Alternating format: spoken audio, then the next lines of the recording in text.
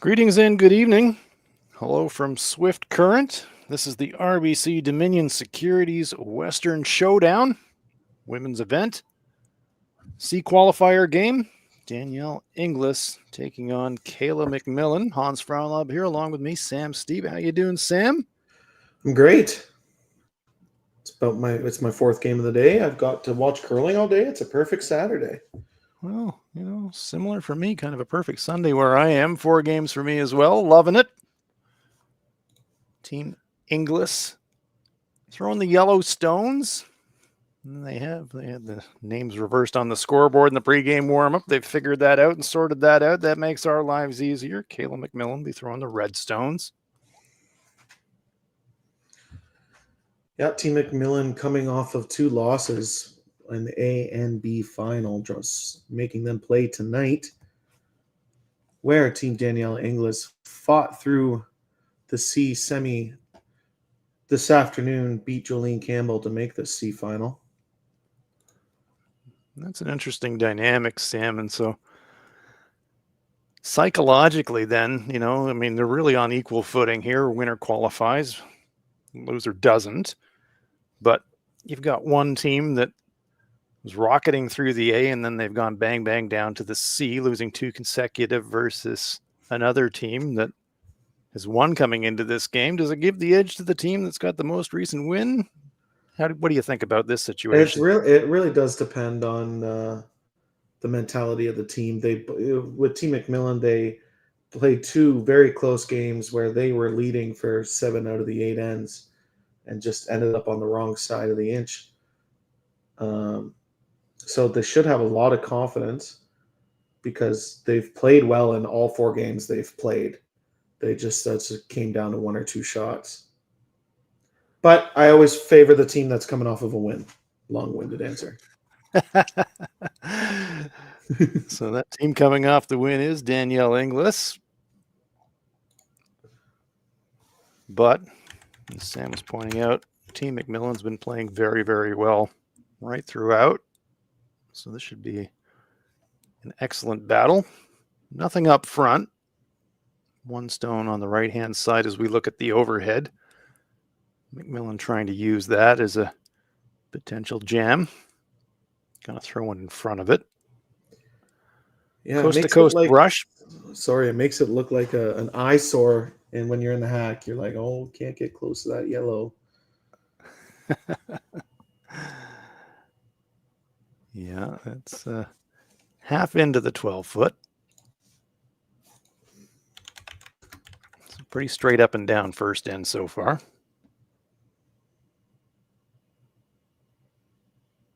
Yeah, so I know it says Team Inglis has hammer on our scoreboard, but we do know that Team MacMillan has hammer. Straight hit, and here's that risk of the jam, but pops and spills, so no damage done.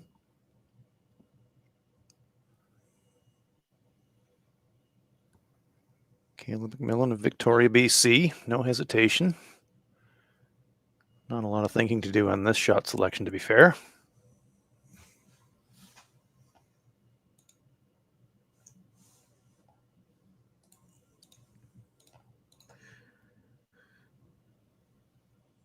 Not 100% surprised, both teams getting their feet wet a little bit, blanking the first end, or attempting to blank the first end for Team MacMillan.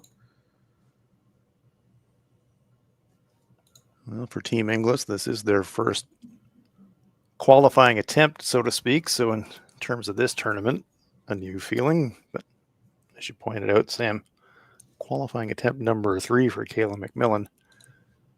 And they'll be thinking, 3rd time surely must be a charm.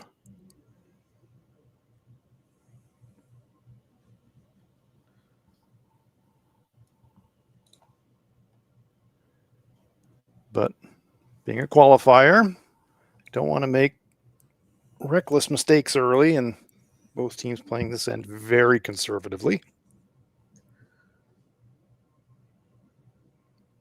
Both teams aren't afraid to play with rocks and play for the most part, so I don't foresee too many more blanks. Well, we are getting later in the evening here in Swift Current, so maybe they just want to fire it up and down first end and just get the game moving along so they can complete the game and hopeful the victor save some energy for tomorrow. You don't want to be out here playing past midnight. Just trading straightforward shots up and down. Sarah Daniels with a hit and roll there. And Danielle Inglis will make her way down to the delivery end for her first shot of this game.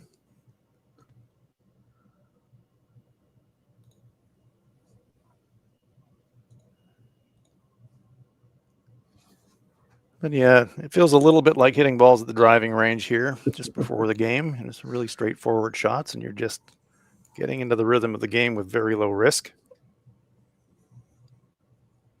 It's been a common theme for me today. I think 3 out of the 5 games so far started with a blank in the first end. Interesting. Yeah. I did a game earlier today between Brad Jacobs and John Epping in the first end. I swear to God, there were 7 freezes around center guards, all lined up behind the center guards. It was just insane. So some contrasts out here. Takes 2 to tango if you're going to mix it up. Yeah, I'm not overly surprised that both John Epping and Brad Jacobs got after it in the first end. Oh, it was all kinds of fun, let me tell you. High-scoring game for one side. It was. John Epping prevailing in that game.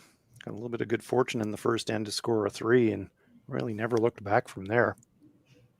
Brad Jacobs played him strong, but John Epping and crew looking very good this weekend in Swift Current.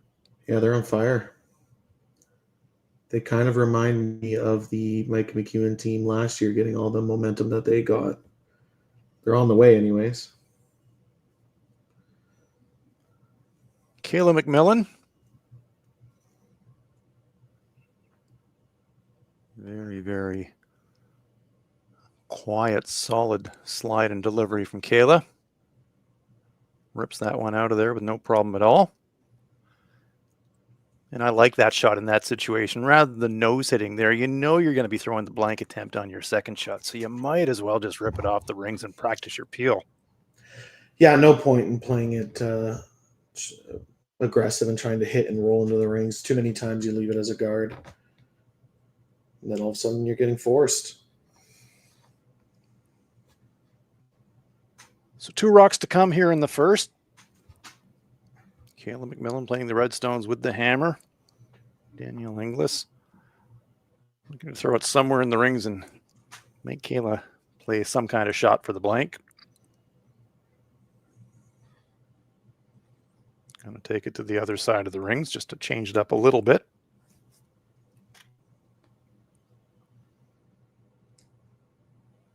Yep, gets Kayla throwing the other rotation on her last. Doesn't give her the exact same shot. I'm going to go deep in the rings, but it will come into rest into the back 12. So you and Loken cleaning the slide path for their skipper as Kayla makes her way back down to the delivery end.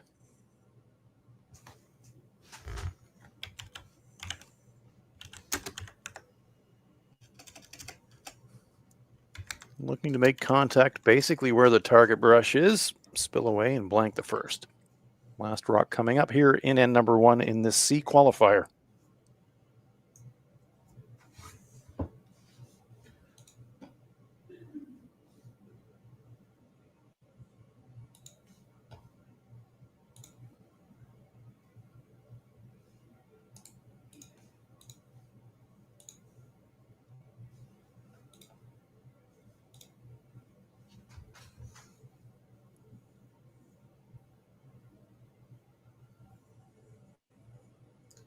Maybe a fraction inside trying to hold the line. This one's heading towards the nose, tracking towards the nose, but good sweep hold there. Spills, and that will be a blank. So we'll head for the second end. No score in Swift Current.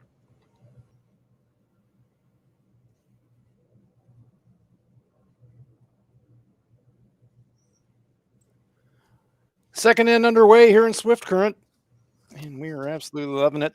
Great curling action at the RBC Dominion Securities Western Showdown. This is a showdown for a place in the playoffs. It's a C qualifier between Kayla MacMillan and Danielle Inglis. Blank first end. MacMillan holding the hammer into end number 2. Hans Frauenlob along with Sam Steep. And Sam, straight up and down in the first, but corner guard up here in the second. Normal service resumed. It looks like we're going to start to mix it up a little bit. Yeah, Team Inglis putting their first rock in the top 4, baiting Team MacMillan into blanking one more end.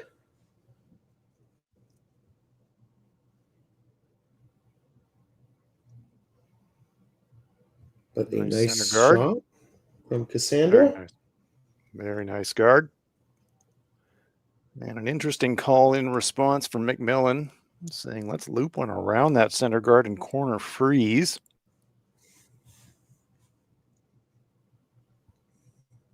Sarah Loken, lead player for Team MacMillan, playing this very delicate shot.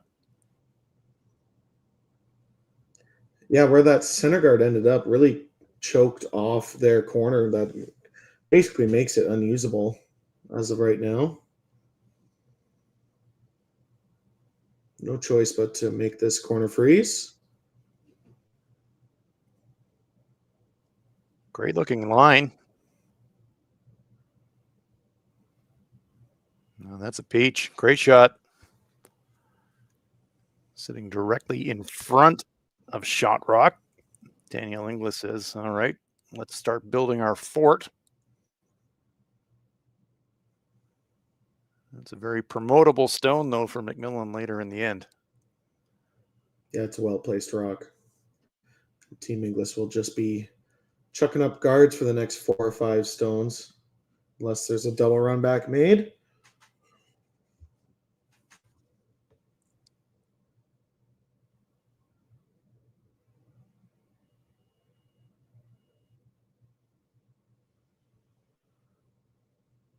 Melissa Daly being asked to throw that guard. Good weight, but leaves the center guard exposed.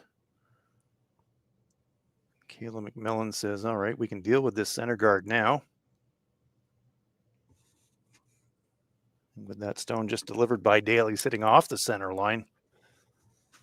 Where do you think they want to roll this one, Sam, or are they just going to peel it off? I assume they're just peeling. You could roll to a corner guard, but it won't really come into play. Could make the just off nose run back as well.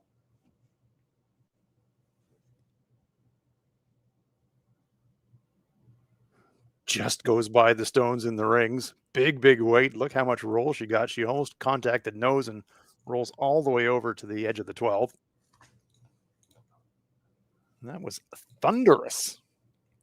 Yeah, it made a loud noise. Lindsay debut. Throwing some smoke. Chance for Inglis to reset the guard.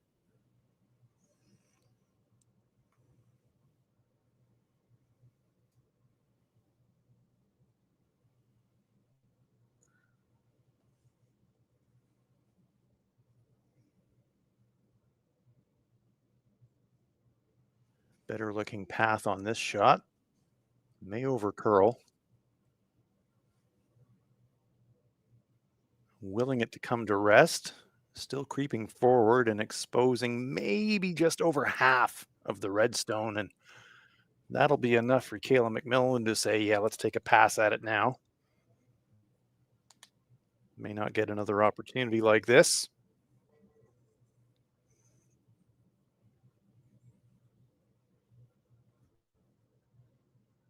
A good chance to sit 2 here. They'll have to get awfully close to the center guard, but... Well, if you hit what you see, Sam, it's hard not to see them lying 2 buried after this. Yeah. I'm shocked squirt a little bit left. Now they're reconsidering, and we see Kayla MacMillan coming up to the center guard.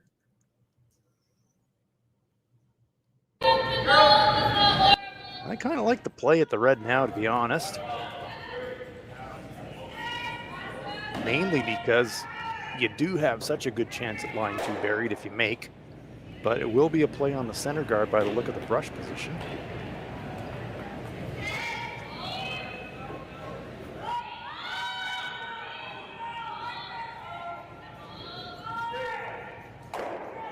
Just gets by the front stone.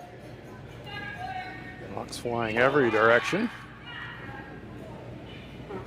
Gets the job done, but boy, oh boy, so close to clipping that long stone, Sam.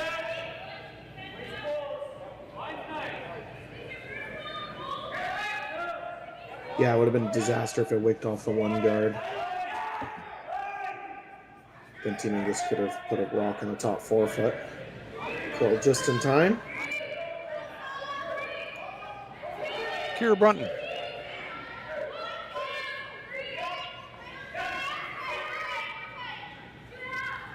Wants to make a better guard here.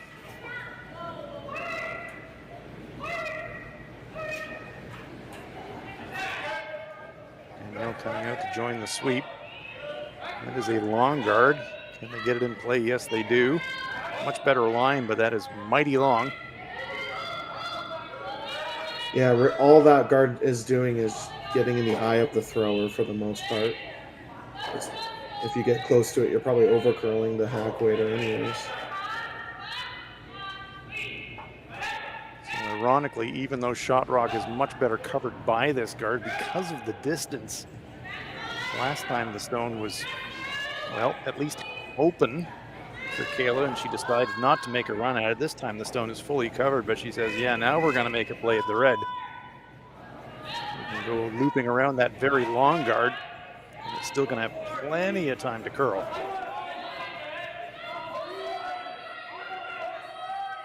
Got to get by that guard. It's going to be close. No, they feather. And Inglis alertly sweeping that stone up onto the rings. That could be a force point. Seen that all day, that if you get close to the center line with board or hack weight, it really takes off. Almost acts like a draw. Yeah, they really go, hard. Don't they? Yeah.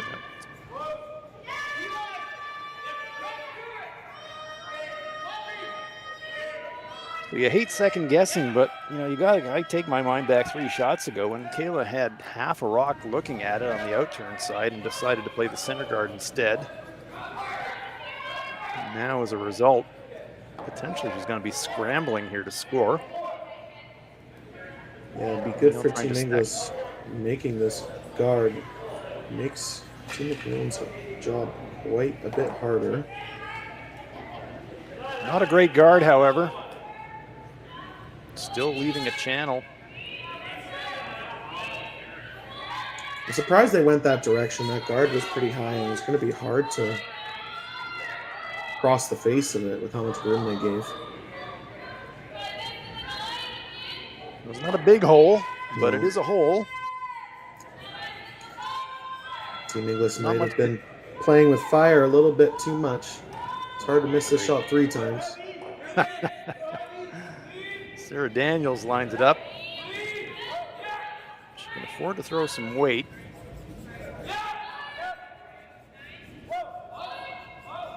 Well, they're through the port. Now where the rock's going to go. Weld, kind of corner weld. Pretty good outcome. Yeah, it is a very good outcome. He's going to have to throw at it. The question is going to be, can she get enough on the high side of the front stone to remove both of them? She's certainly going to get rid of the stone in the back. That one's a goner. Can she also get rid of the front stone? To do that, she's going to have to hit high side with some weight, and that's going to be hard to do because there is a guard up just outside of our picture on the overhead. She hasn't got a lot of room. She basically needs to hit that red right where the broom is, so Team Inglis not believing this is going to curl.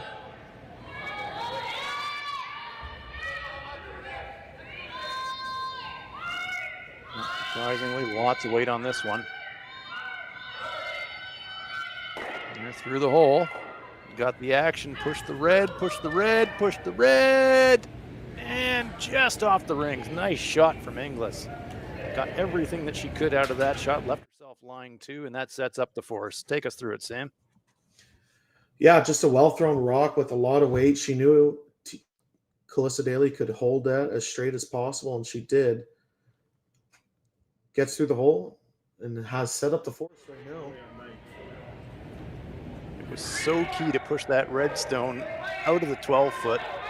If she left that redstone sitting second shot, still a great chance for 2 for MacMillan, but because she was able to push that stone off the rings, brings that countertop right-hand side of the 12-foot as we look on the overhead into the equation, flying 2, and that very much setting up a good opportunity for a force here.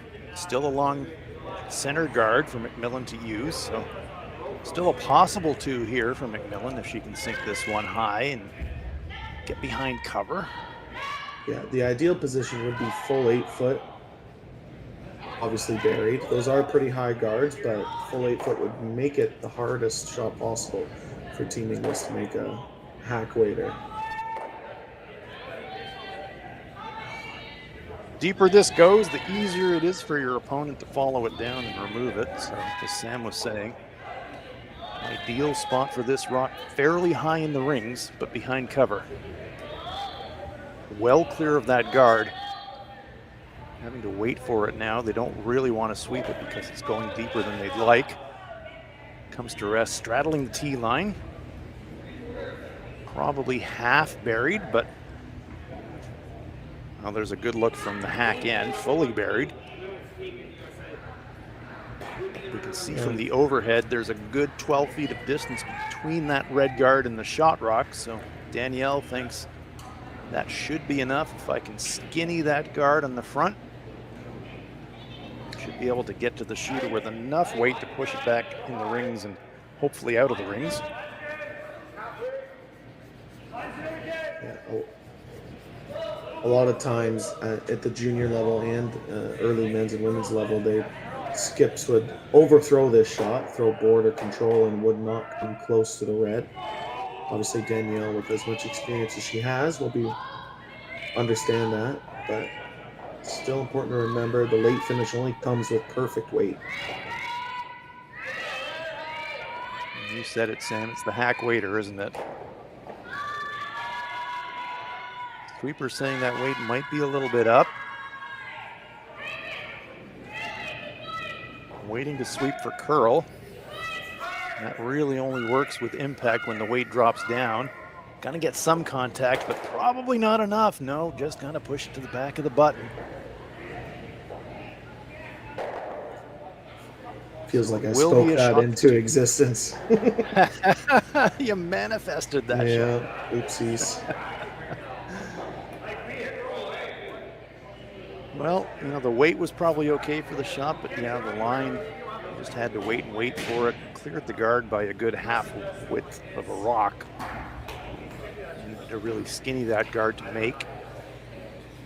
So it will be a chance here for Kayla MacMillan to really throw the same kind of shot she just threw, same path. It's a piece of the 4-foot. She's got 2 stones that she can use psychologically for backing.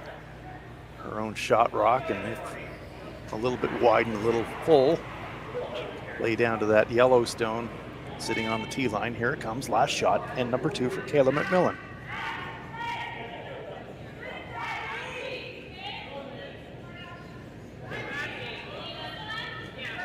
Sweeper's not laying a brush to it. They think it's got lots of weight, so Kayla's obviously thought about the backing. She has amplified her weight a lot. Waiting for it to move, waiting for it to move. Here it comes. Pushes it back, uses the backing. Good pro thinking there from Kayla MacMillan. And it's a 2 on the board here after 2 ends in Swift Current. MacMillan leads it by a score of 2-0.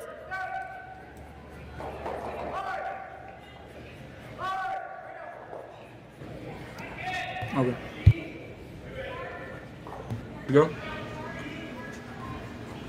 Third end underway here in Swift Current. This is the RBC Dominion Securities Western Showdown. Wherever you are in the world, glad you're with us. Curling Zone, Curling Stadium. C qualifier game.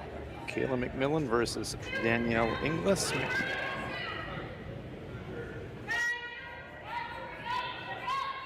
We're here in the third. Yeah, Kayla definitely using that backing for her last draw. Called the draw, ended up throwing about back line, but perfect team call to make her shot for two. Yeah, absolutely, Sam. Noted that before she threw it. She had a couple of backing options, and she sure used them. That's for sure. I'd be interested to see if Team Inglis does the delayed corner or just wants to blank the end. It looks like it's going to be the blank. Yeah, it does take two to tango if you're going to mix it up. And Danielle saying third end, odd end, not crazy about the setup. So I'm content to keep the play in the ring straight up and down. Try to blank. If you blank, take the hammer into 4 even end.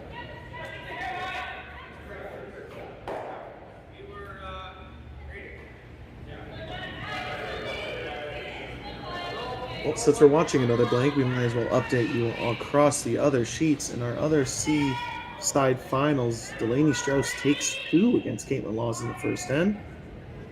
And Michelle Inglaw is up 1-0 over Ashley Tevenot.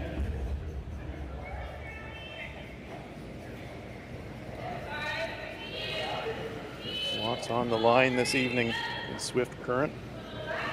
Lots of teams trying to cash their qualifying position, including this game.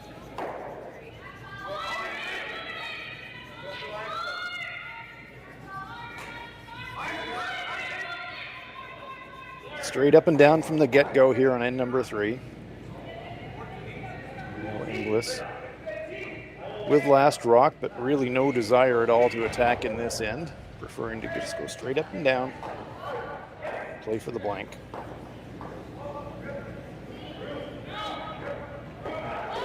Speaking of blank ends, Sam,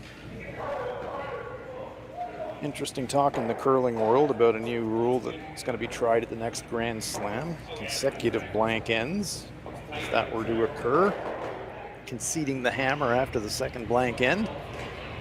We're all kind of looking forward to see how that'll actually play out. A lot of speculation around how it might go, but I always like to see it on the ice to see what actually happens. I mean, the best teams in the world are going to have to show us how. It's an interesting new rule, just like everyone thought the new rule of no tick on the center line was interesting. I like that the game is changing, makes it more entertaining for all of us, and it does change the game quite a bit. Our strategies, especially in the 10-end game, would be changed dramatically. Now, obviously, it's an 8-end event, but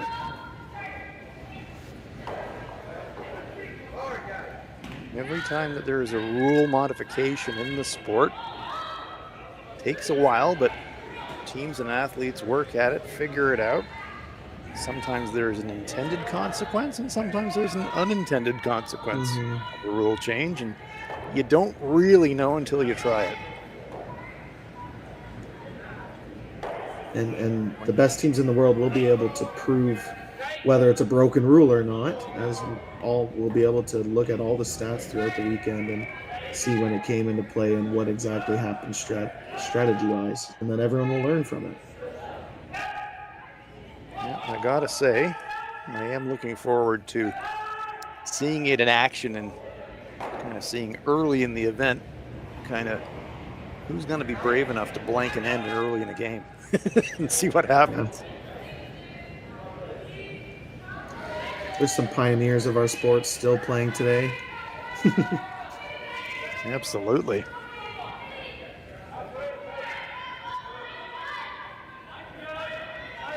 Some of us remember life before the free guard zone, Sam. I don't.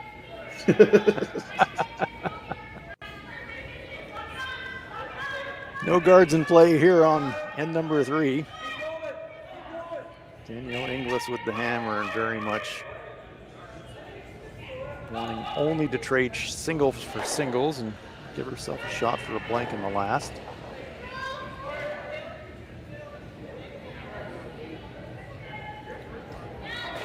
There are 2 men's draws out tonight. Sam Muybrook versus Steve Laycock. Sam up 2-0 after 2 ends.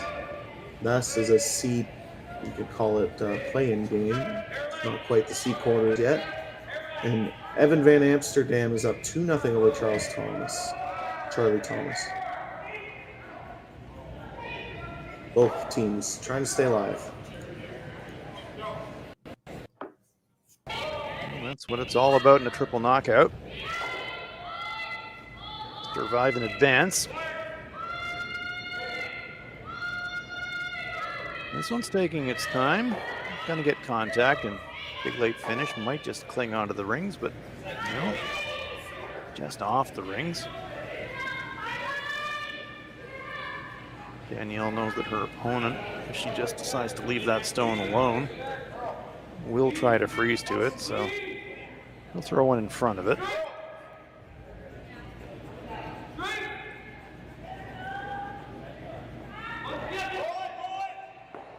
Kira Brunton. Get one out there into the wing. It's interesting with so much play around center now, and when you're attacking corner guard, you're typically drawing to kind of the edge of the 8. You don't get many opportunities in a game anymore where you're being asked to throw one out to the edge of the 12. And this one coming up light. Pretty much the last thing you wanted to do was end up light in that situation. Throwing it through would have been better, considering the whole goal of this end was to blank. So a chance here for MacMillan to make it a little bit more difficult for Danielle Inglis to blank this end. If she can whip one around that stone that came up short. Tidy up work down the path towards that guard.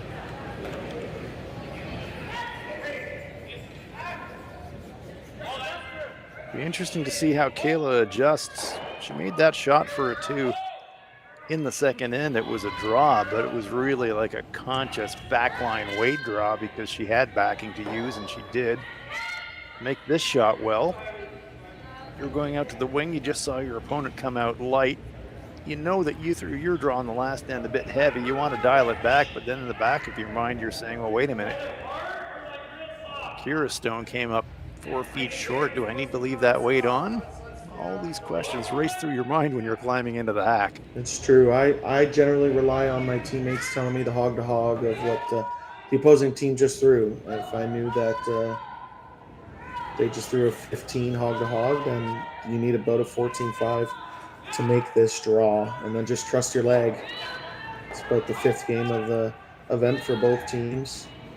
Should have a general idea of draw weight. Well clear of the guard. Not going to get cover.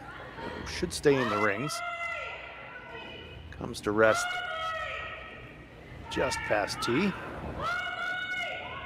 And now, turn of Danielle Inglis to maybe gear shift.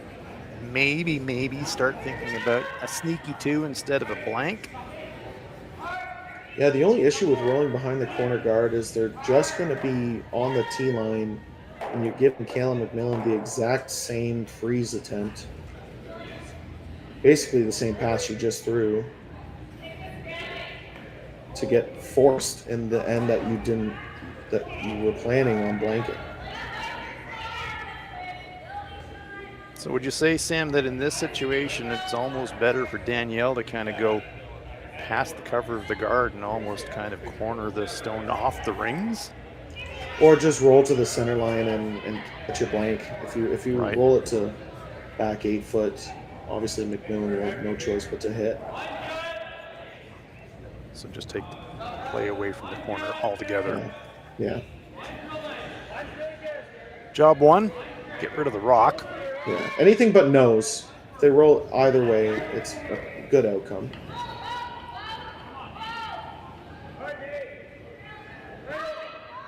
They are looking like they're going to go for the inside flop here. They're definitely not rolling to center here. Going to get that little flip, little roll across. perfectly behind the guard, and now we're going to see if Sam's hypothesis comes to pass. And we saw the broom pat immediately in front of the Inglis stone, so Kayla MacMillan will indeed be trying the freeze. It's going to be interesting, though, because last time she came down this path, the draw came up edge of the 8-foot, so see if she can make the line adjustment. She has a chance to make me look really good.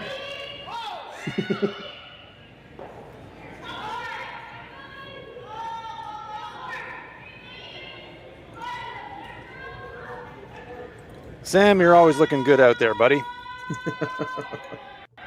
Making the good calls, giving good advice. Let's see what Kayla can do with it.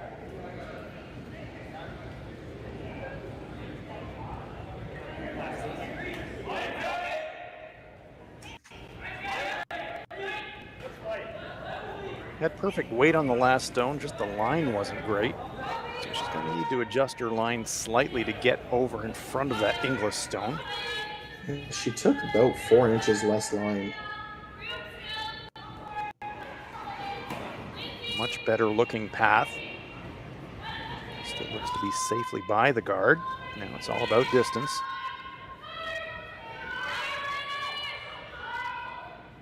And that is a hummer. Very good shot from MacMillan. And Sam, does make you look like a genius, buddy. Yeah. Very difficult now for Danielle to blank. It's pretty risky to play the angle run for 2. So your options are back line tap or just take your 1. Danielle's going to have a look at it. There is a risky straight back, or just off nose run for 2, but got to be surgically precise to make that.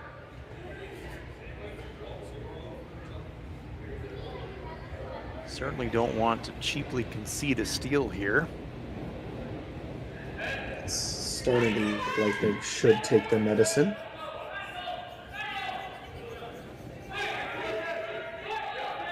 Yep, acknowledge that you made a mistake by leaving a stone short of the rings and maybe not rolling back to center instead of attacking flop behind the guard. And so take your lumps, take your 1, but Danielle saying, nah, I still got a shot for a 2 here. Might as well try it. Contact point needs to be pretty much where the brush is.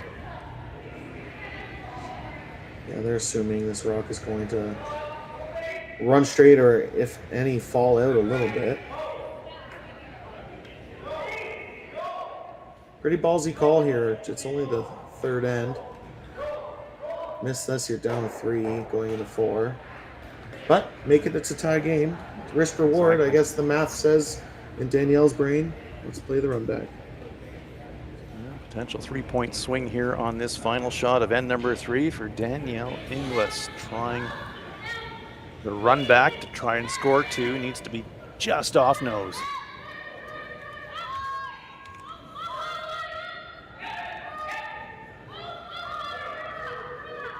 It's got to curl up a little bit more.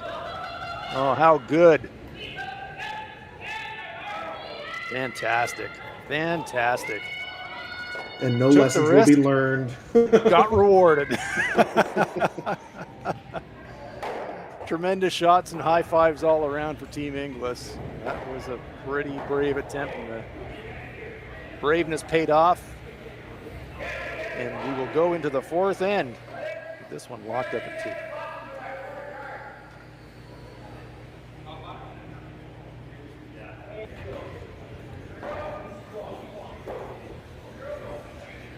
Fourth end underway here in Swift Current.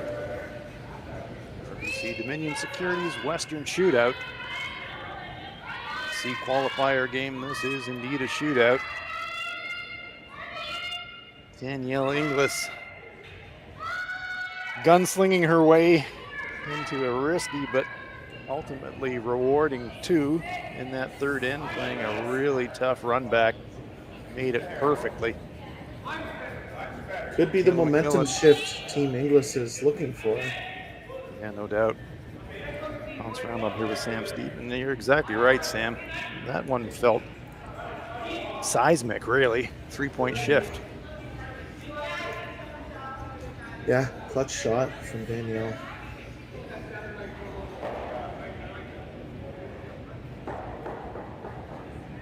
Yeah, pretty good setup from Cassandra DeGroot. Forces MacMillan to play this tap on the rock in the top 4. 2 Yellowstones nicely lined up. Grabbing a piece of that precious center line, so receiving protection from the no-tick zone as well.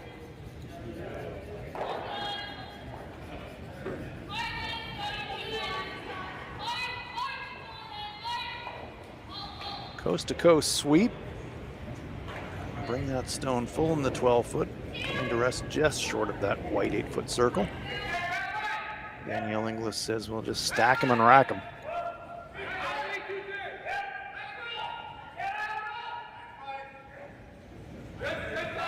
Feel like this is an important end psychologically for Kayla MacMillan and this young team from BC, Sam, in the sense that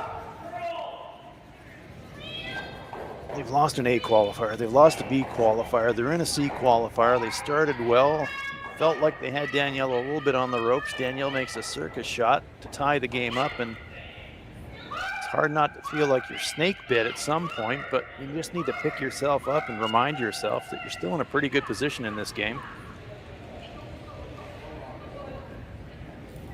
Stone intended guard, audibling all the way into the back of the button. Oof. Talk about snake bit.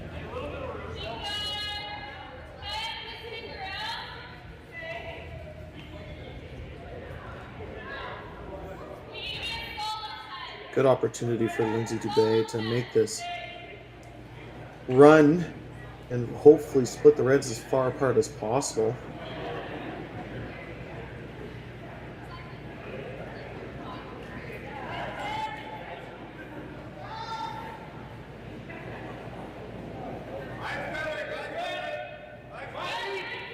Red onto yellow, and yellow onto yellow, and maybe get everything in motion.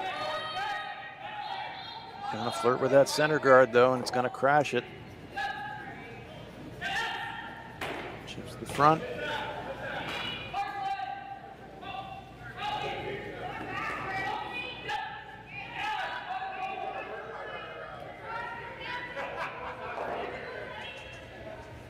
Maybe a little bit surprised they aren't even talking about guarding.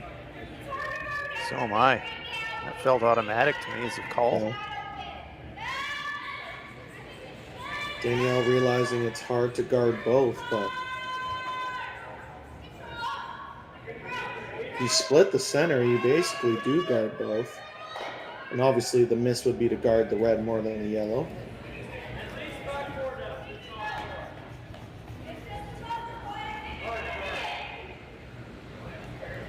Play is at the red, the front ring.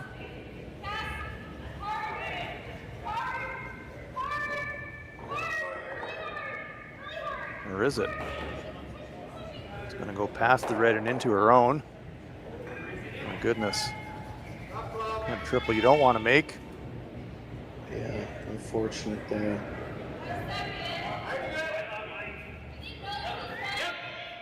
Leaves herself lying one, but no longer under cover. As she said, Sam, never even looked at the guard as an option. Yeah, I do like that. They did. I think they were yelling down and talking about it a little bit. So at least they had the conversation that them deciding to hit was the call. Obviously, hitting and sitting threes never a bad plan. It's just a little bit less pressure on Team MacMillan. That's all. Exactly right. MacMillan trying to keep that pressure on by removing the Inglis stone. Gets to nose. Would have liked a little bit of a roll away from the action and make it a little bit less natural for a double. Yeah, I imagine Kira Brunson will be pretty close here. It's kind of a 2-for-1 shot. You make the double, and if you make the double, you're probably rolling behind cover as well.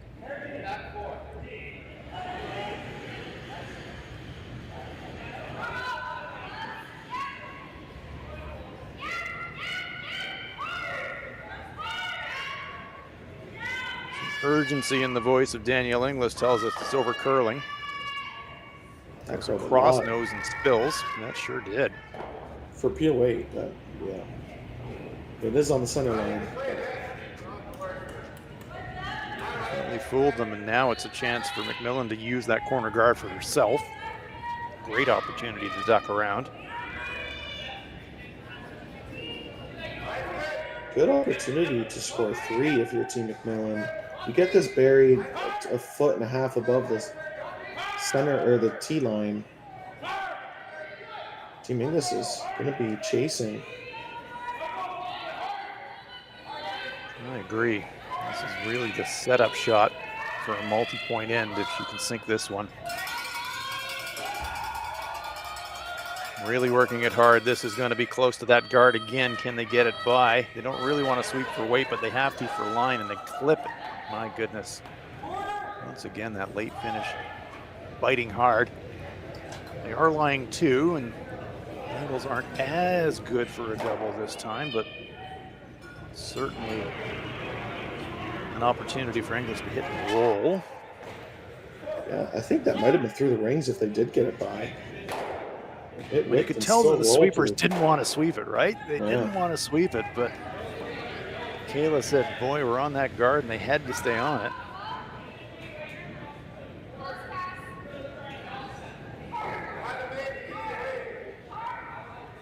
So another opportunity here for Brunton. Catch that top one thin again. Gets a little bit of action. Leaves red, line 1.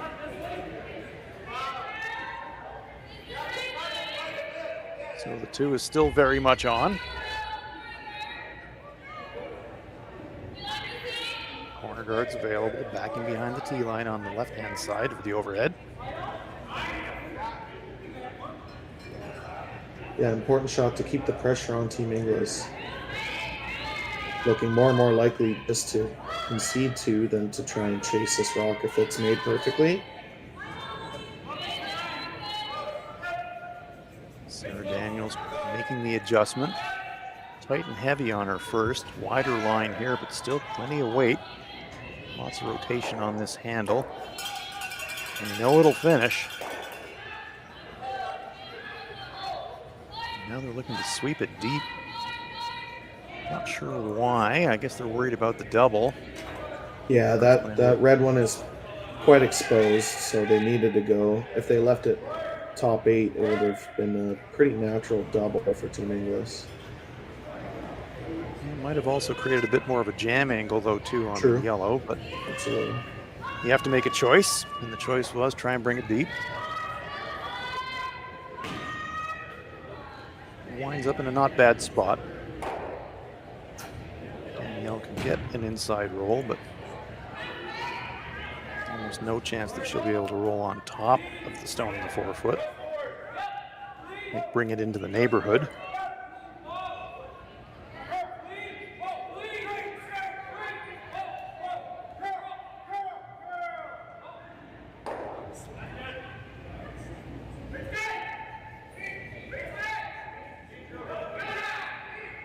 After throwing a tremendous shot to score a 2 in the 3rd, now Danielle Inglis clawing and scratching, trying to avoid dropping that 2 straight back.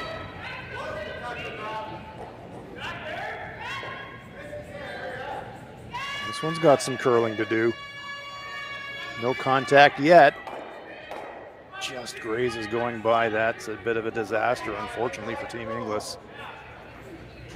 Pushes that redstone further behind the guard. I'm surprised at the weight they decided to throw. I guess they were thinking the double was still there. Must have, because it certainly fooled them with line. Yeah. But if Kayla can sink this one, pretty much sitting on top of her own. 3's on the table. Yeah. Maybe a 4. Full top 8 foot. Full top 8 foot, 3/4 buried is pretty much the perfect spot.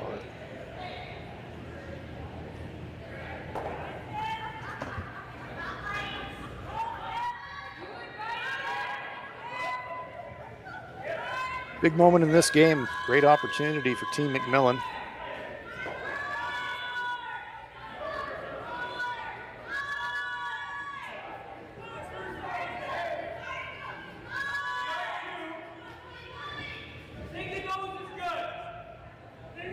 Just taking an extra moment.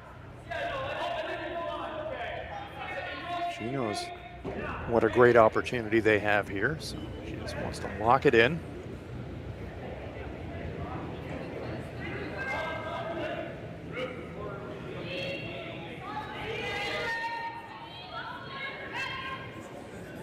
Yeah, only has about a 2 to 3 foot tolerance here. So you do not want to be behind the tee line. And again, positive weight. Sweeper's not laying a brush to it. Well clear of the guard. It is not going to sit in front of that stone, so now they audible to try and bring it a little bit past that stone, and they get it just past it. Definitely not what plan A was, and yeah, for Danielle, a big choice. 3 in the rings. Yep, yeah. I think your only option is to freeze right where her broom is. If you play the hit, you're basically conceding 3. In the fourth end, your odds of winning go down dramatically. So I think you do have to make the freeze. Challenge with the freeze here, though, Sam. Boy, oh boy. You're right. It's the shot to play. It's always the shot to play if you make it. Coming down there. She never curls across nose and leaves her own stone sitting outside the 4-foot. Then it's a draw to the 4-foot for 3 for Kayla. So if you're going to try the freeze, great, but line so crucial. We've seen how much these draws move once they start to move. Getting the line right when you're making your freeze call in this situation is so tough. Yeah, the longer they take deciding the shot, the more convinced I am that the freeze is probably not the call.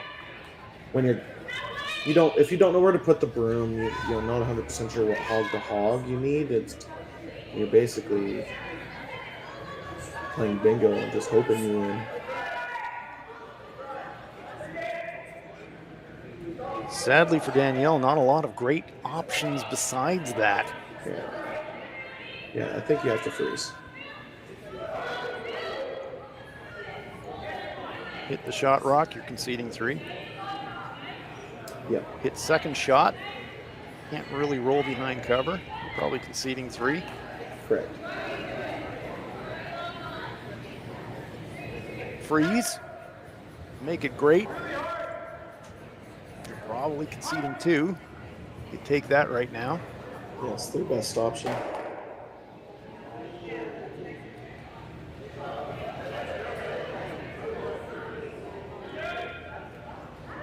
But where is the line for this shot? A little bit wide, sit it in the open hit for 4, over curl, draw for 3. So tough. Shot on its way for Danielle Inglis.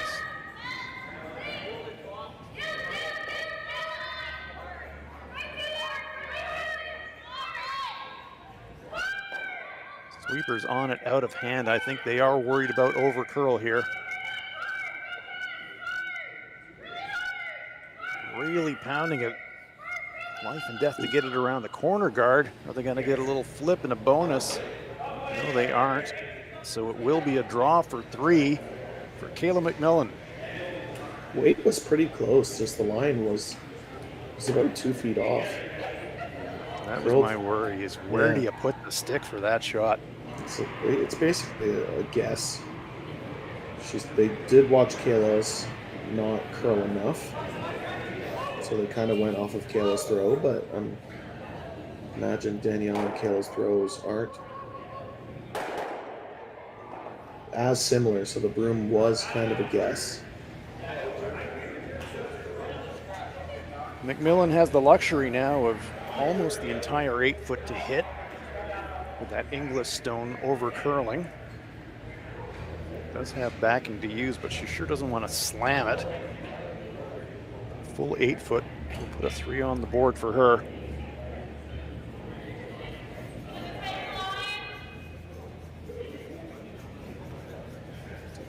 Walking on it out of hand.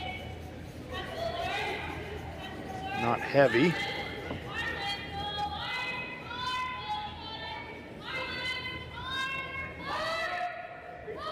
Dragging it, and no problem at all. Well managed by the sweepers. Full 4 foot in the end. 3 on the board for Kayla MacMillan. And we head to the next end in Swift Current. MacMillan 5, Inglis 2.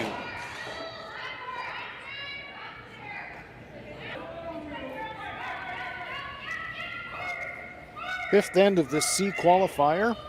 Here in Swift Current, it's the RBC Dominion Securities Western Showdown. Danielle Inglis taking on Kayla MacMillan. MacMillan snapping a 3 in that 4th end to enjoy a 5-2 lead. Inglis with the hammer, playing 5. Corner guard up.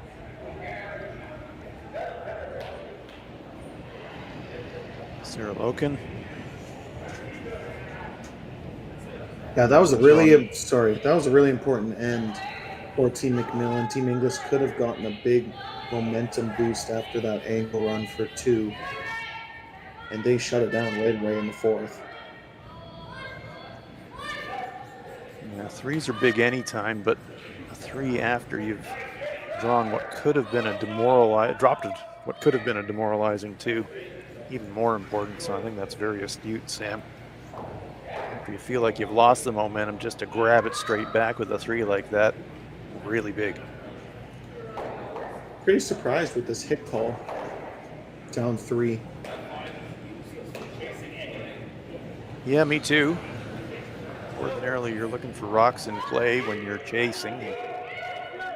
Danielle choosing to eliminate here rather than accumulate.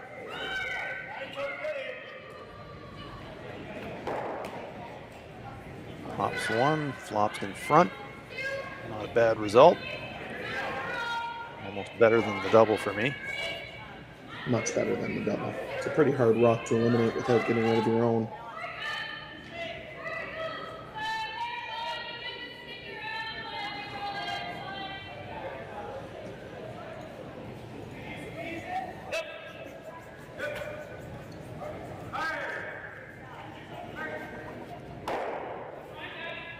Been a lot of curling for Team MacMillan today. They will sleep well tonight.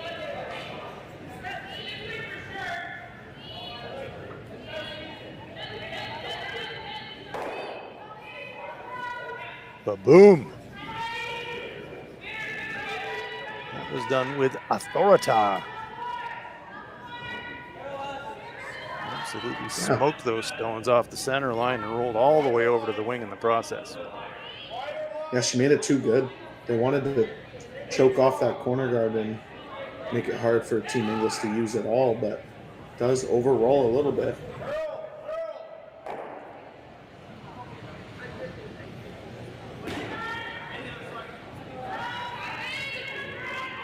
Lindsay can really fire it.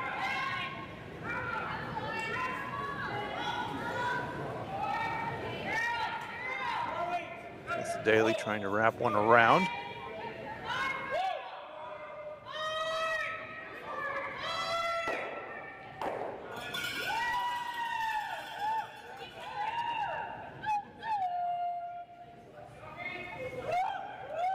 Big sweep from Team Inglis.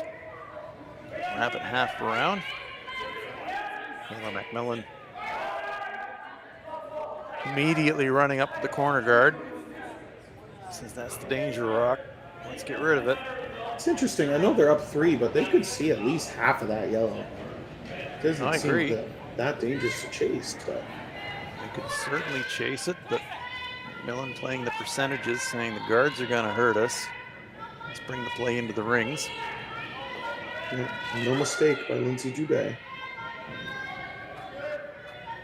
Vaporizes that guard.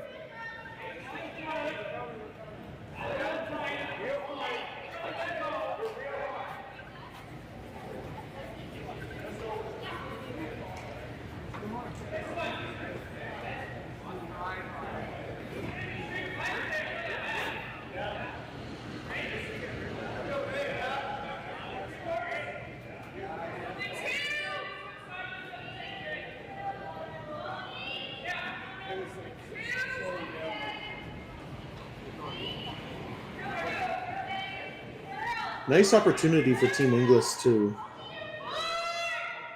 have a chance to score 2 right back if they can make 2 or 3 perfect guards in a row. That is a pretty good one. Fully covering shot rock. Kayla says, yeah, I'll just rip it again.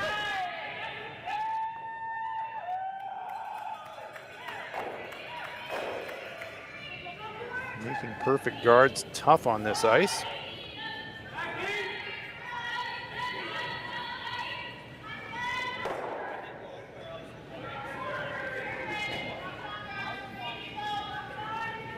Stone takes a pounding again.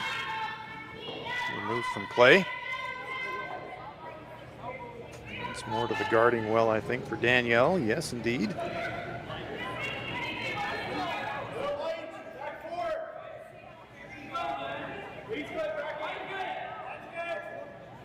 I block him, you smoke him. I block him, you smoke him. It's a game of chicken, really. Yeah, we'll see who blinks first.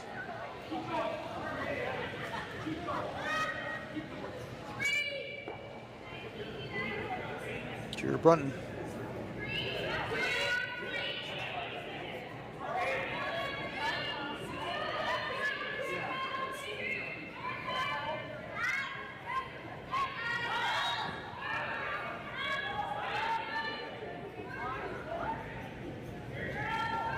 Is that one overcurled a fraction?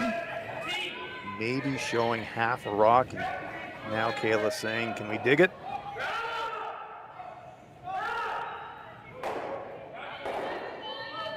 Seems to be a consensus from the hack end that, yeah, let's give it a try. If you keep peeling, you're just conceding 2. Eventually you'll want to chase something, and this seems like the best opportunity.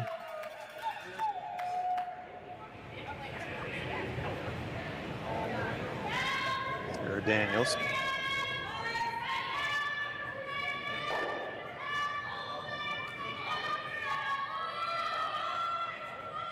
No, says Kayla. Nothing but air yet. We got no contact. Gonna get a tiny piece. Is it enough to push it out of the rings? No! It's gonna push it into shot rock position behind that red. My. Now Danielle can give herself the luxury of thinking, oh, let's take another one here. Somehow manufacture a 3 out of this.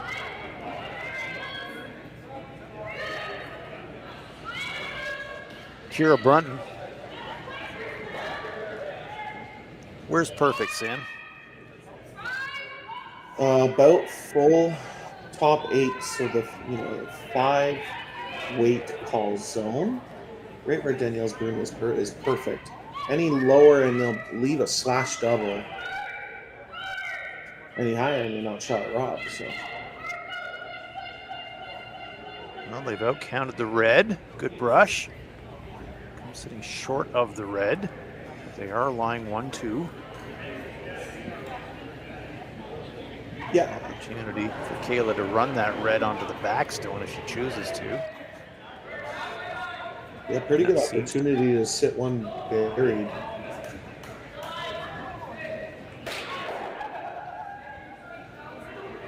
Yeah, red just off nose on the inside. Gets a little inside action on the backstone. Walks it over into the edge of the 8, fully covered. Not an easy shot, though.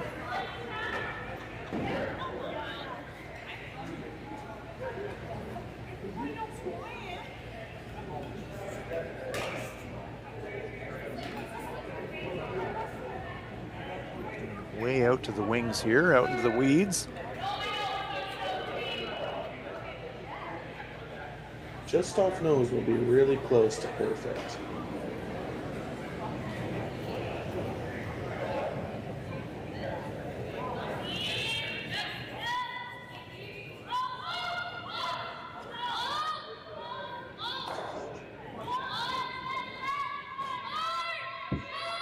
Now it's over curling.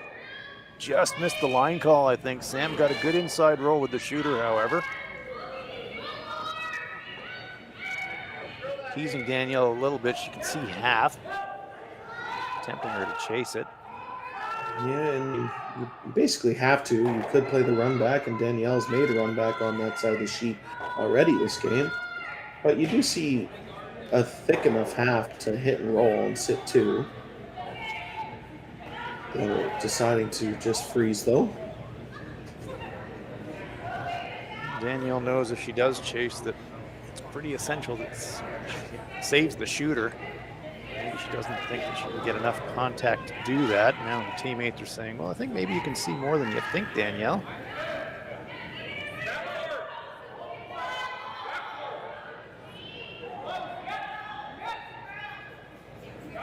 Well, they did a good job in meeting Danielle before she starts her hack routine, stopping her and talking about it. Good Amen made that exact comment in the last game that I did earlier on today. I used to say that with my teams as well. If you've got input, come on down the ice and share it, but please do not share that second shot thought input when you're climbing into the hack. That's not a good idea. Yeah.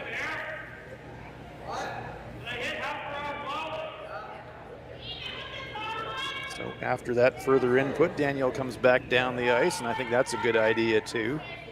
Restart the process. If you're going to change your shot, go through the full routine. So it does look now like she is going to make a play on that red.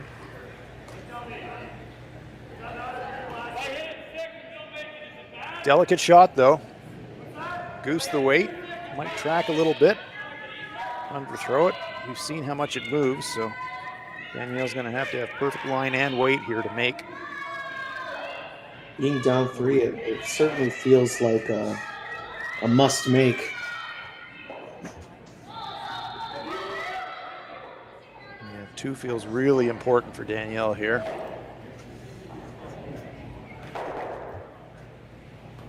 Certainly cannot afford to drop a steal.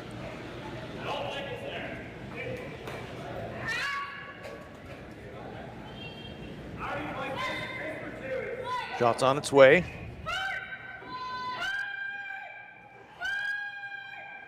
This one's starting to make its move.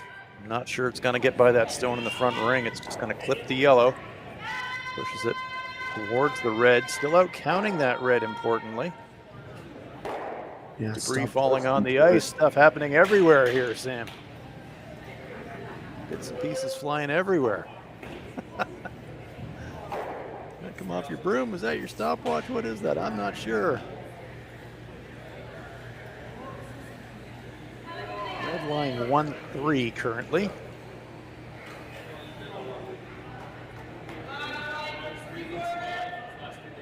That would be the play for the Force. Split the rings.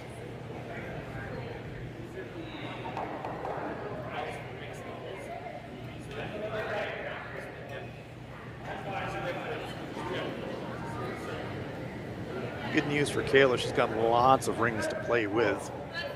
Lots of tolerance here. Anything full 12 or better will be good. Line them up, bonus. You're going to have lots of separation.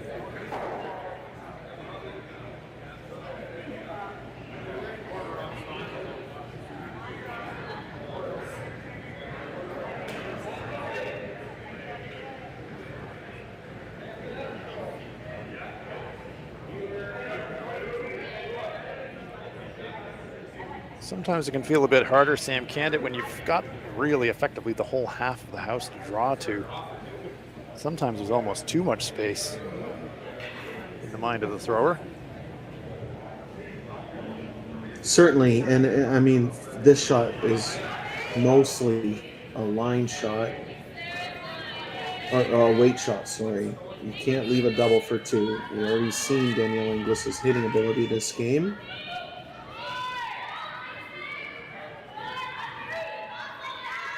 Sweepers are really leaning into this one. It is not heavy. They're going to be life and death to out-count that stone in the 12-foot.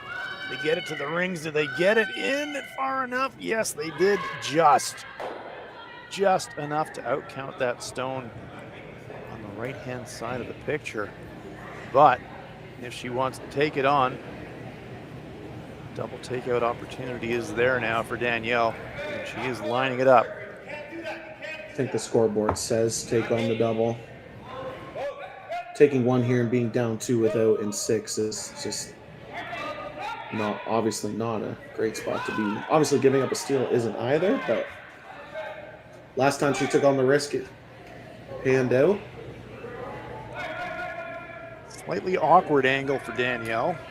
About 5.5 feet between the rocks. Looks to me like she's going to have to hit about a quarter. Thick quarter.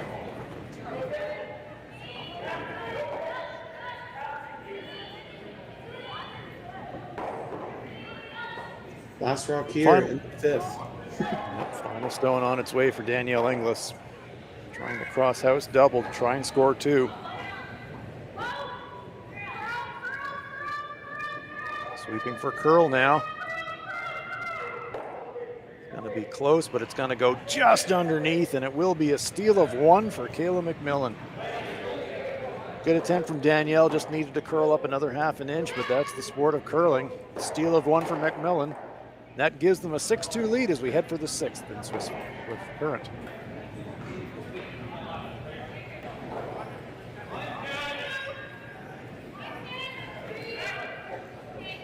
Hello, everyone. Welcome back, Swift Current. We are at the RBC Dominion Securities Western Showdown. It's a C qualifying game between Danielle Inglis and Kayla MacMillan. Frauenlob along with Sam Steep. Sam, big steal for Kayla there in 5, giving her a 4-point lead and a bit of a stranglehold on this game. This is a little bit of deja vu of the Corinne Brown game. Team MacMillan up 2, 3, 4 points early in the game and couldn't hold on. So I wouldn't count Team Inglis out. Well, very good point. After you've had feel like you've had control of a game and let it slip away, when you get yourself into the same position later in the same event, it might be lurking in the back of your brain. Be interesting to see if they change their game approach this time relative to that game. 2 in the rings. Not a great line on that second one, though. Yeah, I think they're trying to tap the rock in the top 12, and it over curled on them. So corner guard up for Danielle. Stones in the rings for Kayla.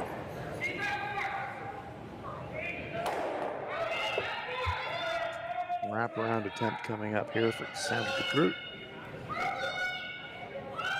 Yeah, really big end. Obviously, they need to score multiple. If you can score at least 2, you have a chance to steal the game. That draw attempt over curling. Yeah, that'll be disappointing, but any guard's a good guard for Team Inglis, so she would have much preferred to be around and behind, but 2 corner guards are usable stones for Danielle. Kind of have to push all your chips into the middle of the table now if you're Danielle Inglis. Taking on a lot of risk.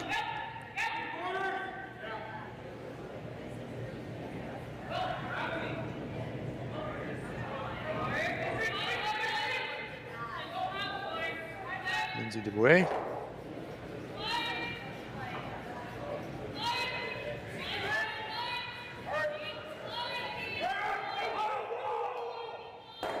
Kayla would quite like that front stone moved. Tap it, push it back a foot or 2.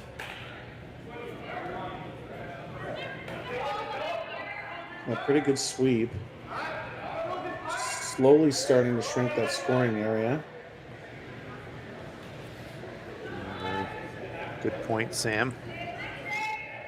Access to the button blocked from both directions now. Danielle trying to hit shot rock. Flop behind those corner guards.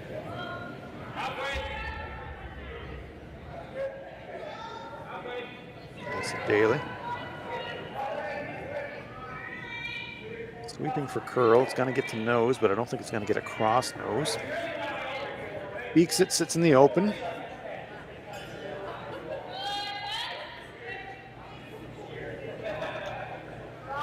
Yeah, those hits have been running a little straighter this evening, going inside out.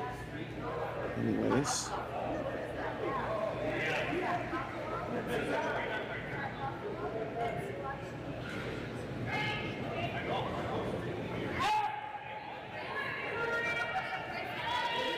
Easy loads and fires.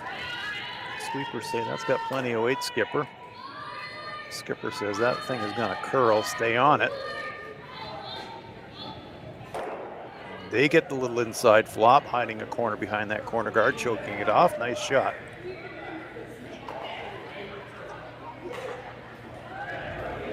Makes it much harder for Danielle to use those corner guards now.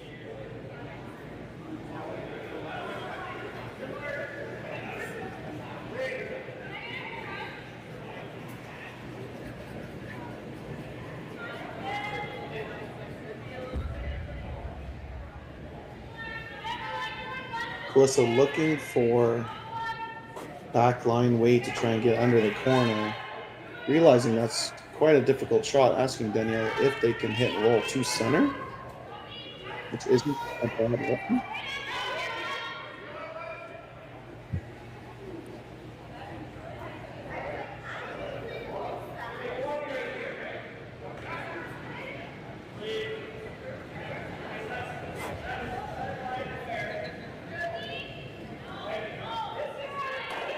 You have to move stones, but you hate hitting him hard in this situation if you can avoid it.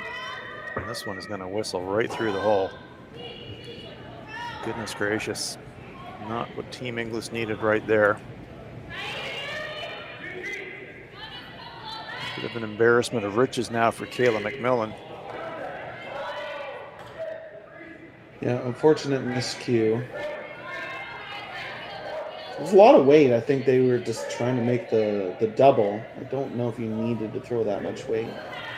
Throw about control weight, just hit and roll the center line, sit shot stone or right beside shot stone. Yeah, or even trying something guards. like even freezing second shot in that situation, I think might have been an option. Trying to Obviously, do something they to didn't generate. want to. It was just a lot harder of a shot. Yeah, exactly that. Going to be harder to control your shooter.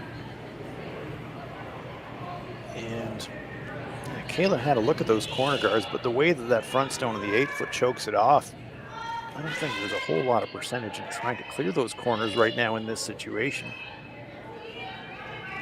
Doesn't really help you.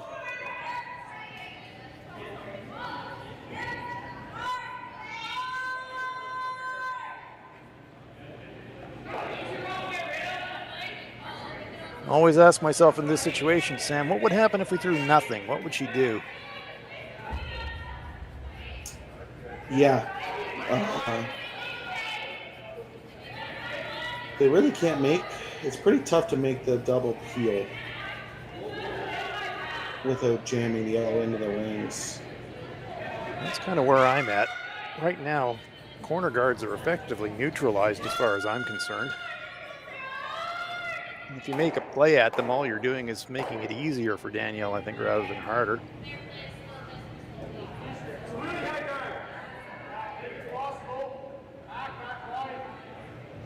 Yeah, I don't see it being a bad option to draw and sit 4. I'm with you. I would just be leaving those corners entirely alone.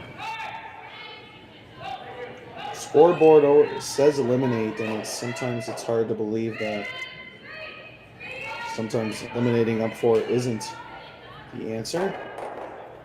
You kind of have to believe what you're looking at on the sheet of ice in front of you. And if I'm looking at this rock alignment right now, red, red, red, corner guard choked off, shooter half covered. And like I said, you throw this one into the boards, what's Danielle's next shot?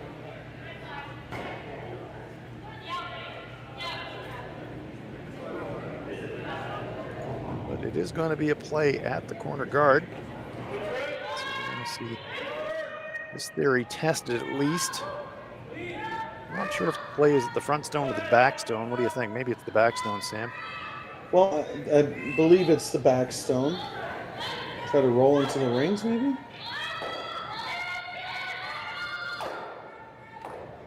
whips off the back stone, opens up the front. And that's what I didn't like about the choice. Not that it was a bad shot. It was executed well, made what they wanted to make, which was remove the guard and open it up. But to me, you've just made life a little bit easier for Danielle. It's still hard, right? Still really hard. Got stones across the front of the 8-foot, so it's by no means a great situation. But if Danielle chose to now, she could freeze into the pocket of those 2 stones front 8-foot. Yeah, I think it just created options for Danielle that she didn't have a minute ago.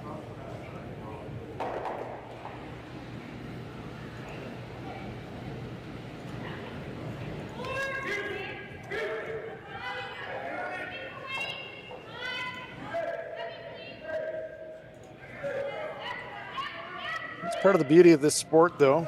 There's always an option. It's down to execution.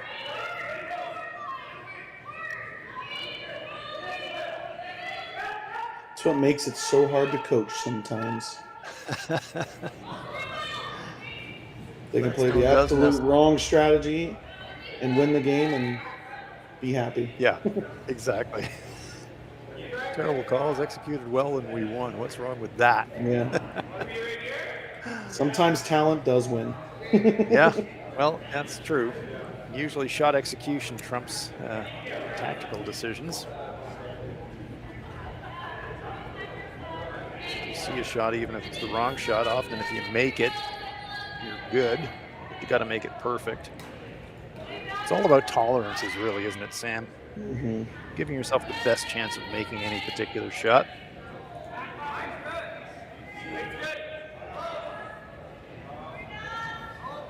We can see now that that stone talked about creating an opportunity for Danielle that she didn't have. She cozies one into the nest there. Now all of a sudden Kayla has to do something with her own stones, and you never like doing that.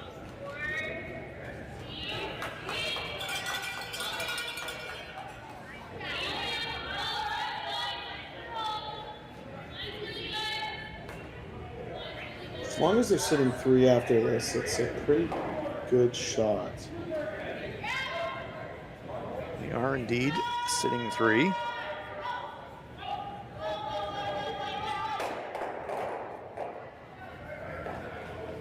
Three stones to come for Team Inglis.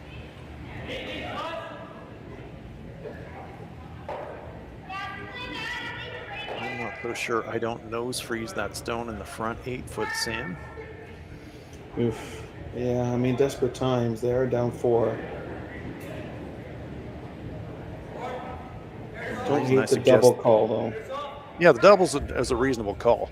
But to me, the only chance of scoring 3 is if this stone being delivered survives somehow through the course of the end. Gonna jump off her own, rearrange things, move them around. Inglis now lying 2-4. Problem for her is the number 2 stone. Wide open for Kayla MacMillan. Yep, Danielle Inglis most likely going to need to make 2 doubles to score her 2 points this end to crawl back into this game.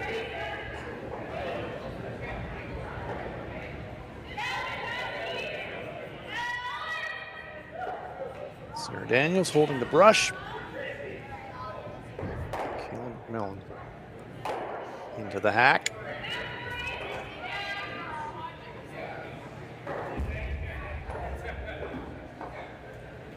Not sure where she'd like to roll this one to, Sam. I don't want to again create an opportunity for Danielle. Yeah, I guess the perfect roll would be about half buried under the yellow in the top 12. Makes it that there's really no double available and you're sitting 3. That would be position A for sure. It's on its way.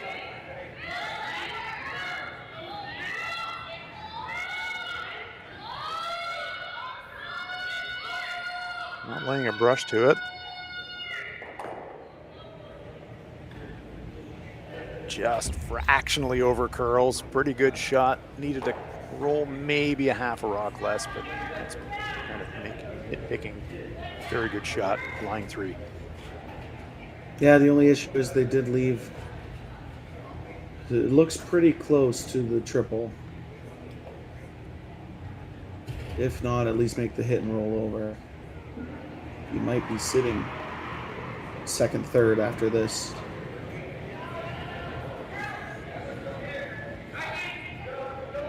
I do think you have to try and set it up here, don't you?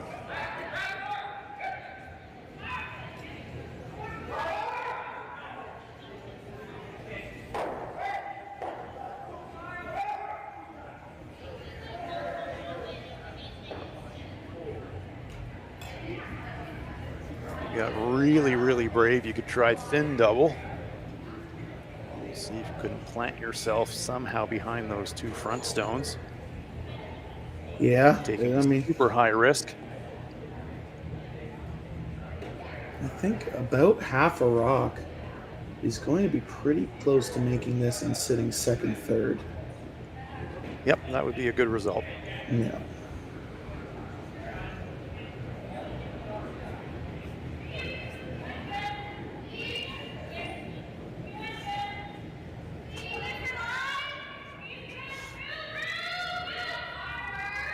What Danielle does know is that she's being outcounted by 3 red stones right now, so she's got to move something here on this rock and probably move a couple.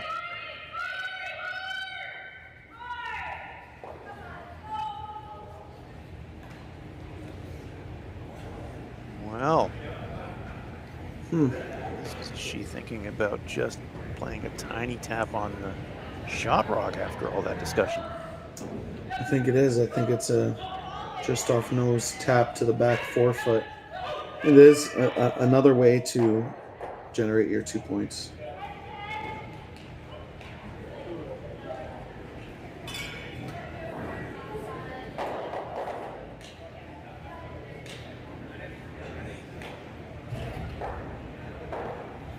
Yeah, if 2's the goal, and that's pretty much only the only realistic goal from here.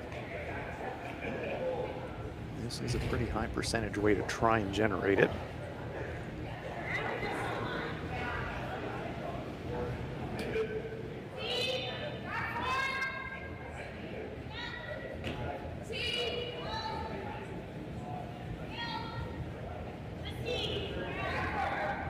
Just back button weight, really just enough to push the redstone off the button. Great looking line if they can hold it. It's really moving though, and it's losing momentum as it curls. It's going to come up short.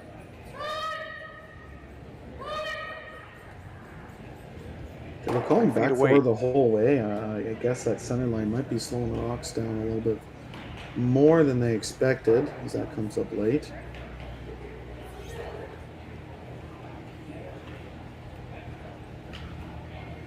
It's one of these situations where you don't want to make the shot for your opponent.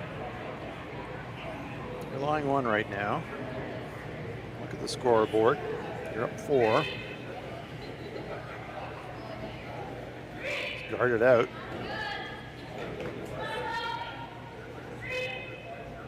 Attempting to make a play at that yellow and just try to slam it and push the yellow out of the rings, but hit it full.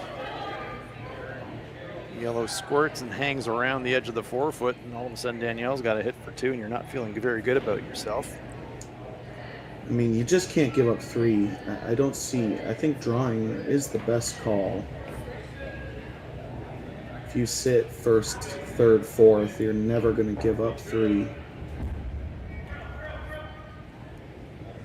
Well, that's basically where she's at right now in terms of her rock positioning. So for me, what is wrong with the guard here? That's what I'm asking myself. Yeah, guard or draw to the top 8 foot. The guard is certainly the safer call.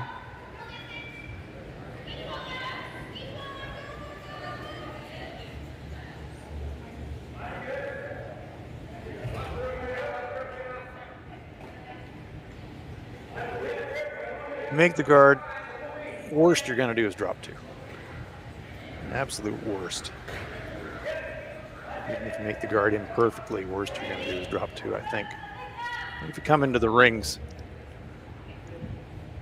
move something around, change an angle, something weird might happen and create a shot for 3 that Danielle doesn't have right now.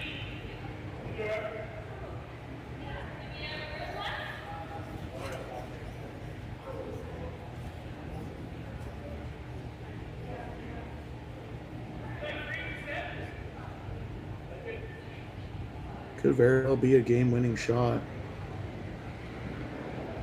If she can then get this one just across center line, about a third of the distance short of the rings, I think she's in a pretty good lockout position.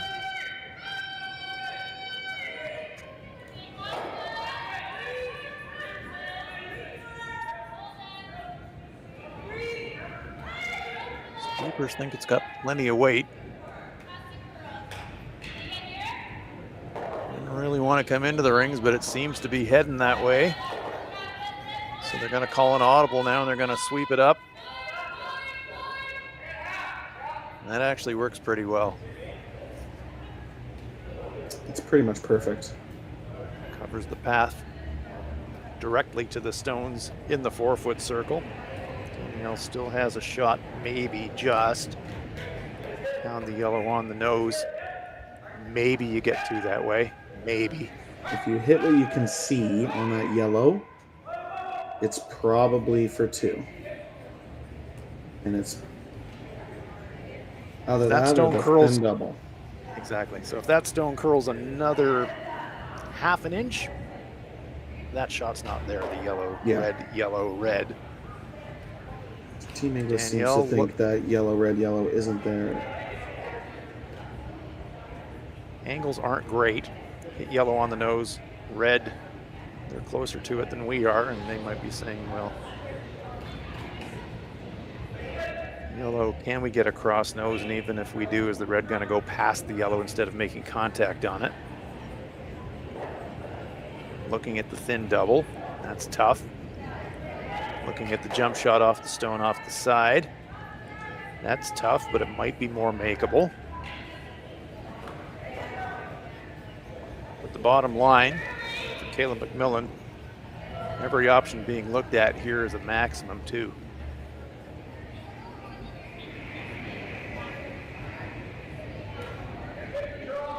Every option being looked at here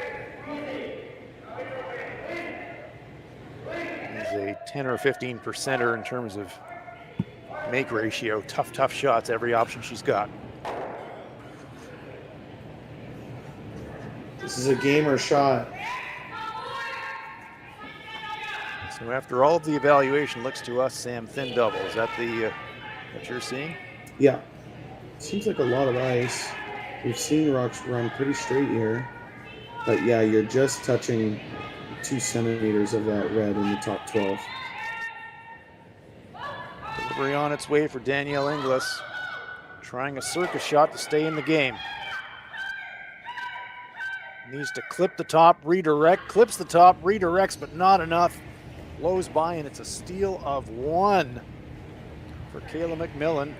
Danielle looks back at the scoreboard, down 5. Are they going to keep playing is the question. Bit of discussion, so we'll just wait a moment just to see if the game is going to continue. Steal of 1 for Kayla MacMillan, but we'll just stay with the game here for a moment, pending any discussion around whether they're going to keep fighting down 5 with 2 to play.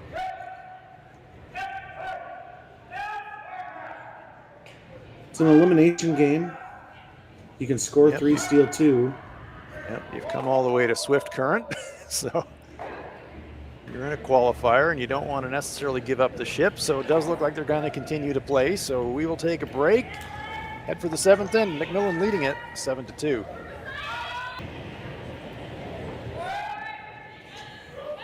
Seventh end, last draw of the evening in Swift Current. We are at the RBC Dominion Securities Western Showdown C qualifier game. Kayla MacMillan taking on Danielle Inglis. MacMillan with a steal in the 6th end, carrying a 5-point lead. And that that stone. The attempted tick on the corner guard pushed out of play, so that one's going to come back. But it's just the kind of shot that you try when you're 5 up, Sam. Oh, I love the call. You basically secure max giving up is 2 if you make it.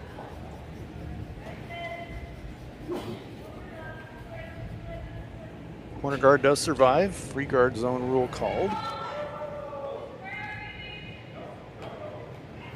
But it's really 3 or bust here for Danielle Inglis. And even with a 3, stealing 2 coming home, that's a tall order.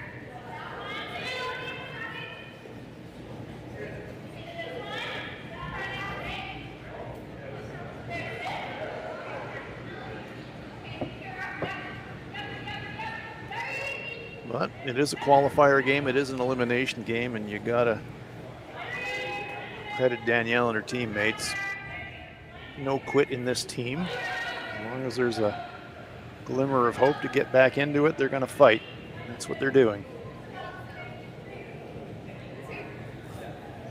Yeah, it's the right play. If this was elimination game, but 3-4 games from now, and maybe you're done. But backs against the wall, needs to have 2 perfect ends.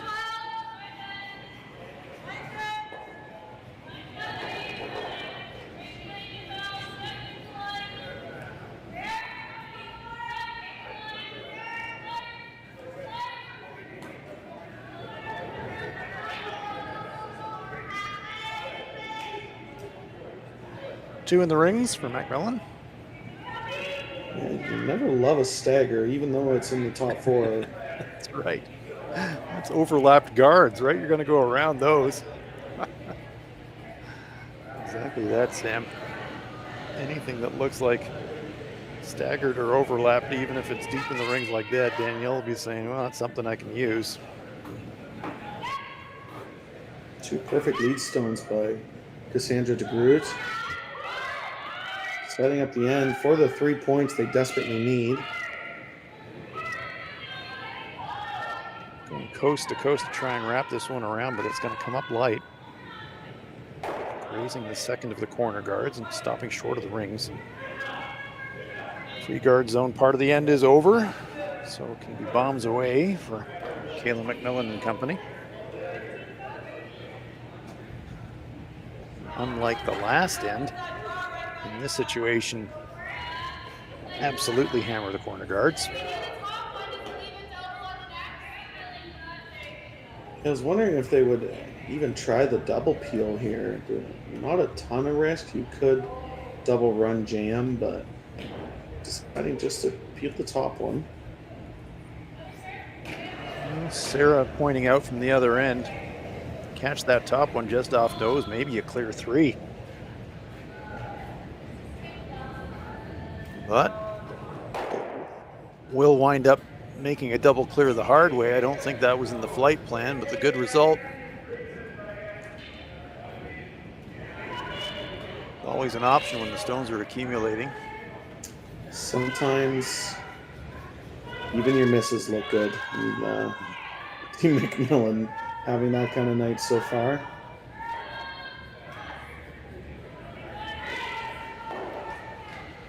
Sam, for our viewers that maybe have joined us in progress, you've mentioned the pathway to here for both of these teams. Kayla MacMillan, 3rd time to the well in terms of trying to qualify in this tournament.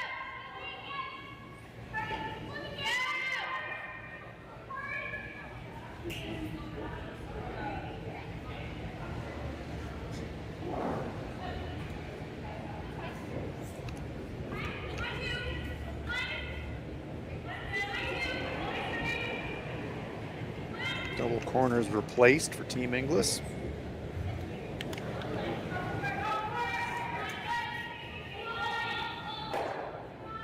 Sarah Daniels wasting no time with this peel attempt. There's the top guard.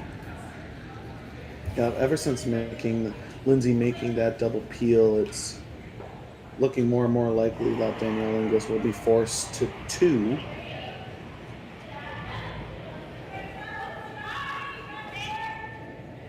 You'd love to draw to the back 12-foot and use that stagger.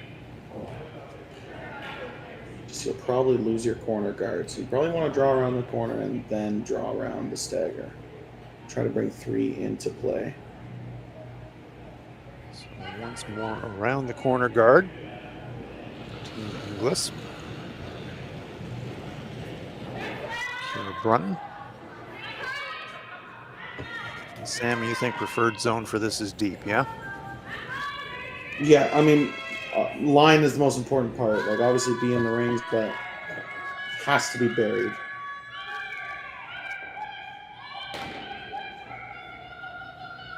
Working hard to get it by that guard. They're just kind of tickle it going by, redirects. Comes short of the rings.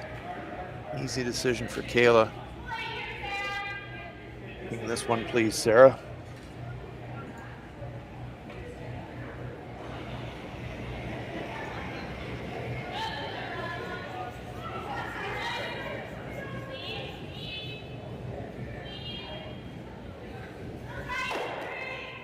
Word you love to hear as a sweeper as you're running down the ice, keeping pace with appeal. When you hear the skipper say clean, I'm pretty confident that shot is made, and that was a beauty from Sarah Daniels. Surprised they're not drawing around the stagger. I think that's the only way they can score 3 now. If they draw around the corner, it's just getting peeled. Yep, I think you're exactly right, Sam.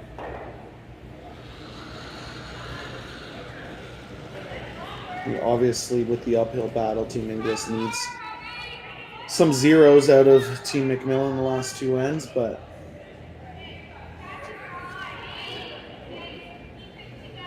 well, the best way to generate a 0 is make it a really tough shot. Judgment call on this one is the way to make it a tough shot is to go around the corner rather than go around the staggered stones in the 4-foot. it's a great You're sweep. exactly right. Yeah, it was a great sweep. You do get it fully buried, as Sam pointed out.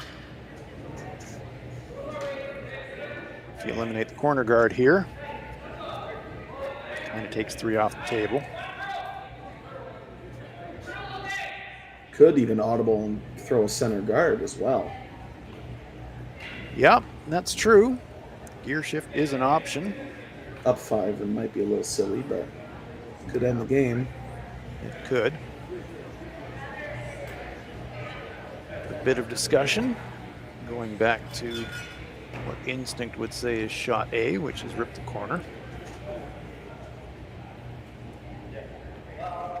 But like I said, yeah, this peeling this corner basically guarantees only giving up 2 and being up 3 with hammer in the 8th.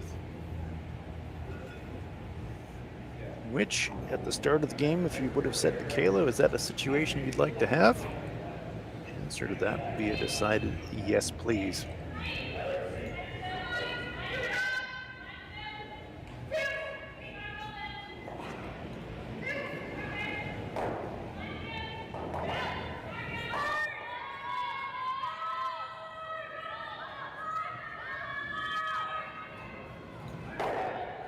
Pretty good looking stone.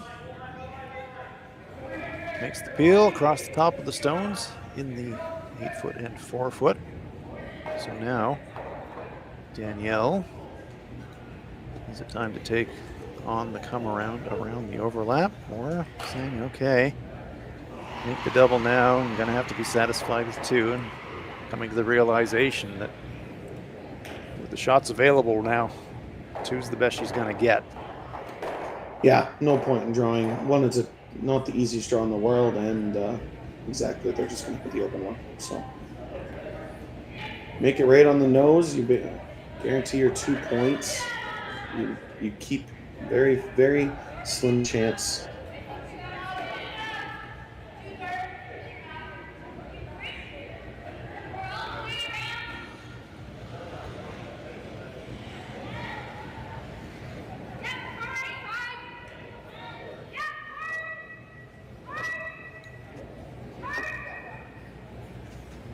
Stone curling fractionally too much, rolling towards her stone in the wings, which she didn't really want to do, because this now sets up Very makeable double back for Kayla MacMillan. Yeah, the game-winning shot right on the nose.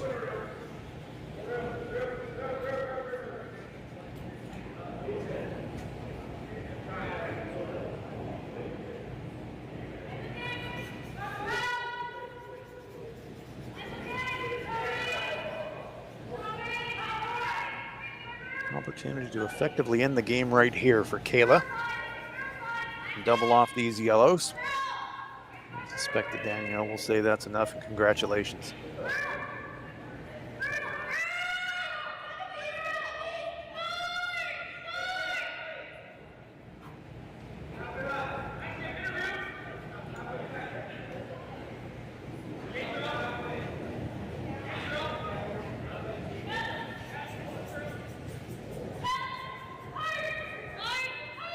Looking for it right on the beak.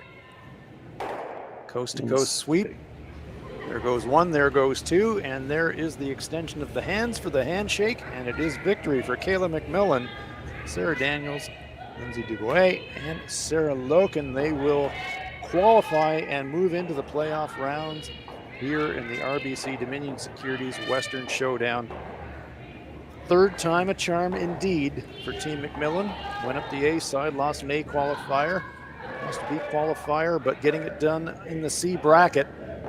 Disappointment for Danielle Inglis and her teammates. But well played to Kayla MacMillan. They will advance in this tournament. Final thoughts, Sam? Yeah, really one-sided game other than Danielle Inglis making that angle run to score their 2 points for the game.